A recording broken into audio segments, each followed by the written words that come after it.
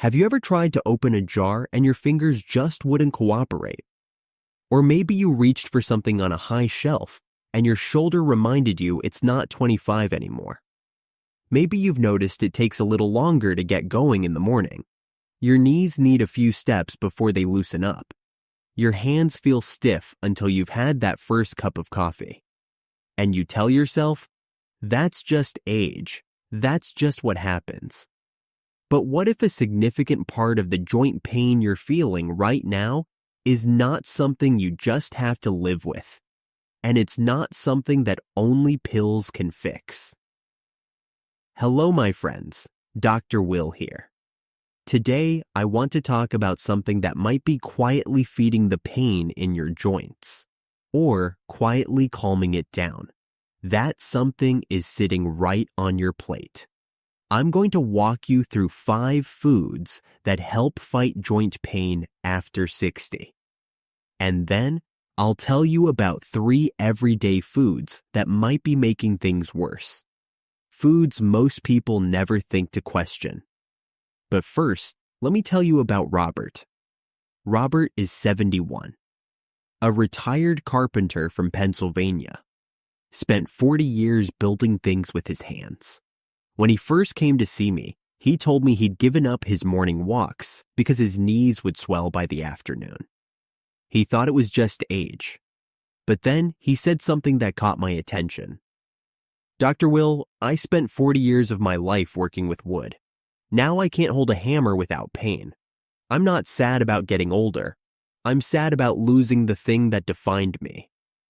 That's not just pain. That's loss. And here's what Robert didn't realize. His daily breakfast, toast with margarine and a glass of orange juice, was adding fuel to the inflammatory fire in his joints every single morning. I asked him to try something. No pills, no supplements. Just change a few things on his plate. About 3 weeks later, Robert called me. Dr. Will, I walked to the mailbox and back without thinking about my knees. That hasn't happened in 2 years. 2 weeks after that, he called again. He was building a small shelf in his garage. His hands weren't swelling by evening for the first time in months. Robert didn't take a single new pill. He just stopped adding fuel to a fire that was already burning. Before we talk about the specific foods, here's what you need to understand about your body after 60. Inflammation, your body's natural repair signal, starts to linger. At 30, it shows up, does its job, and leaves. At 60, it shows up and stays at the party longer than it should. Your body also produces less collagen, the cushion between your joints. And your immune system becomes more sensitive to inflammatory signals from food. Things your body handled easily at 40 can trigger a bigger response at 60. That's why food matters so much more now, because you can't always stop age-related inflammation, but you can absolutely stop throwing fuel on it. Number 1, salmon. Salmon is rich in omega-3 fatty acids, specifically EPA and DHA. These are forms your body can use immediately. Think of them as a natural fire extinguisher for joint inflammation. Here's what most people miss. The omega-3 in flax seeds or chia seeds has to be converted first, and after 60, your body doesn't make that conversion efficiently. Salmon skips that step entirely.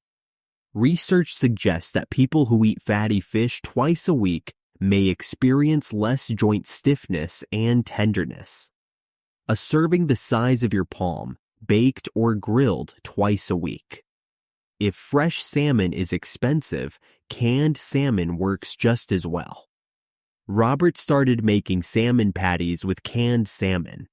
Simple, affordable. One small tip. If you buy canned salmon, choose the kind with bones still in. They're soft enough to eat and contain natural calcium that supports joint cartilage. Number 2, extra virgin olive oil. Olive oil contains a compound called oleocanthal. It works in a similar way to ibuprofen. Not as strong, but over time, it quietly helps reduce inflammation in your joints. The key is extra virgin olive oil, not the cheap blended kind. Here's how you know if yours is any good. Take a small sip and let it sit at the back of your throat. If you feel a slight peppery sting, that's the oleocanthal. That's what you want. Number 3, tart cherries. Tart cherries are packed with anthocyanins, the same compound we talked about in blueberries. Deep color, powerful anti-inflammatory effect. Studies have shown that tart cherry juice may help reduce joint pain and stiffness. In one study from the Journal of Nutrition, participants who drank tart cherry juice for 3 weeks showed significant reductions in inflammation markers. Make sure it's tart cherry juice, not cherry cocktail, which is loaded with sugar. That's the last thing your joints need. Or, if you prefer, dried tart cherries mixed with a few walnuts make a genuinely satisfying anti-inflammatory snack. Number 4, turmeric. The active compound is curcumin. It blocks the same inflammatory pathways that many pain medications target, but gently, without the side effects that come with long-term pain reliever use. One thing, turmeric on its own isn't absorbed well. Add a pinch of black pepper. It dramatically increases how much curcumin your body actually uses. Robert drinks a simple turmeric tea every evening now. Half a teaspoon of turmeric, a pinch of black pepper, a little honey, hot water. He says it helps him sleep better too. I can't confirm that, but I won't rule it out. Important note, if you're taking blood thinners like warfarin, turmeric can interact with them. Please talk to your doctor before adding it regularly. Number 5, walnuts. Walnuts give you omega-3s, but also antioxidants that help protect joint tissue from further damage. A handful a day. On your oatmeal, in a salad, or just as a snack. Here's a combination I love for my patients. Mixed greens, walnuts, a few dried tart cherries, a drizzle of extra virgin olive oil. 4 anti-inflammatory foods in one bowl. Robert calls it his joint bowl now. Now let me tell you about Mary. She's 68, a piano teacher in Ohio. Her hands are her livelihood. When arthritis started making her fingers stiff every morning, she couldn't play the Chopin pieces she'd been playing for 40 years. She'd tried everything, medications, creams, finger splints at night. Nothing held. When I looked at what she was eating, every single meal contained something that either caused inflammation or triggered it. And nothing in her diet was helping put the fire out. We made the same changes I'm describing today. 6 weeks later, Mary called me. She had played Chopin's Nocturne that morning, for the first time in over a year. Her fingers were still a little stiff, but manageable. She could bend them. She could play. She was crying on the phone. And I'll admit, I had to take a moment myself. Now here's the other side. Because knowing what to eat is only half of it. 3 foods that may be making your joint pain worse. Number 1, refined sugar.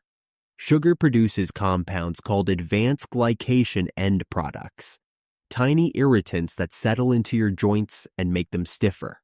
And sugar hides everywhere. Bread, pasta sauce, salad dressings, even that glass of orange juice Robert was drinking every morning. Check the labels of everything you buy. If the ingredients list sugar, corn syrup, sucrose, dextrose, or maltose, that's sugar. Many of my patients are stunned when they see how much is in their favorite tomato sauce. Sometimes 4 teaspoons per serving. Number 2, processed meats, hot dogs, bacon, deli meats. The processing itself creates compounds, same AGEs as sugar, that your body reads as inflammatory signals. They're also high in sodium, which causes joints to swell. You don't have to give up bacon forever. But if joint pain is something you deal with every day, these are worth cutting back on. Number 3, white flour products, white bread, white rice, regular pasta. These break down quickly into sugar in your body. Same fire, different fuel. After 60, your body is more sensitive to those blood sugar spikes than it was at 40. Small swaps add up. Whole grain instead of white. Brown rice instead of white. You'll feel the difference in the morning. Here's what I'd suggest. Don't change everything at once. That never works. Week 1. Add 2 helpful foods, salmon and walnuts.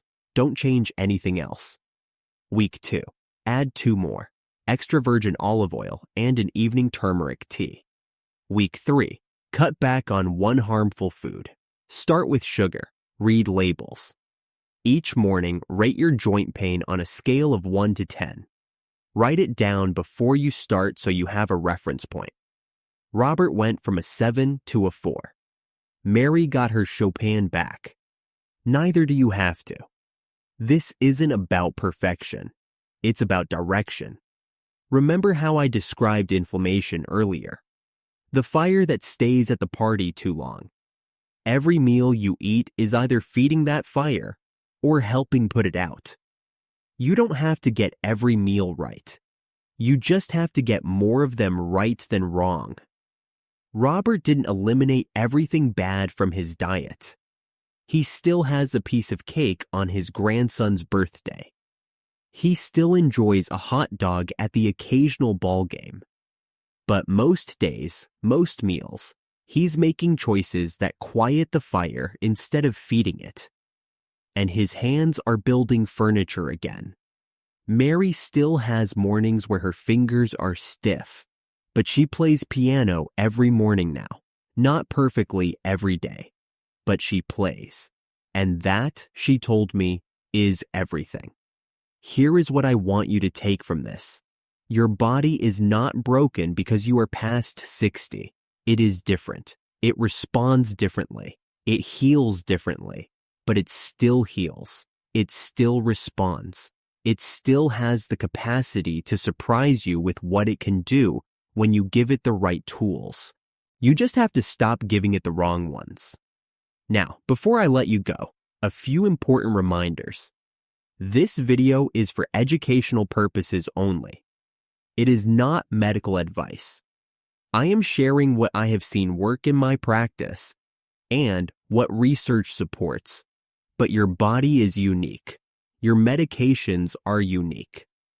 Some of the foods I mentioned today, like turmeric, can interact with blood thinners like warfarin. Changes in your diet can affect how your body absorbs certain medications. So please, have that conversation with your doctor before making changes. Not after, before. They know your history. I do not. If you found this helpful, like this video, subscribe to the channel and share it with someone who has been struggling with joint pain. Maybe it is a spouse. Maybe it is a neighbor. Maybe it is someone who has quietly stopped doing the things they love because everything hurts. Send this their way. It might be the nudge they need. And if you want to know what happens when your body runs low on magnesium and the signs that most people completely miss, that is what we are covering next time. Trust me, you do not want to miss that one. Some of the symptoms will surprise you. They surprised me the first time I learned about them. I am Dr. William Harris, reminding you that we cannot always control aging, but we can absolutely shape the way we live through it. Stay strong, stay aware, and I will see you in the next video.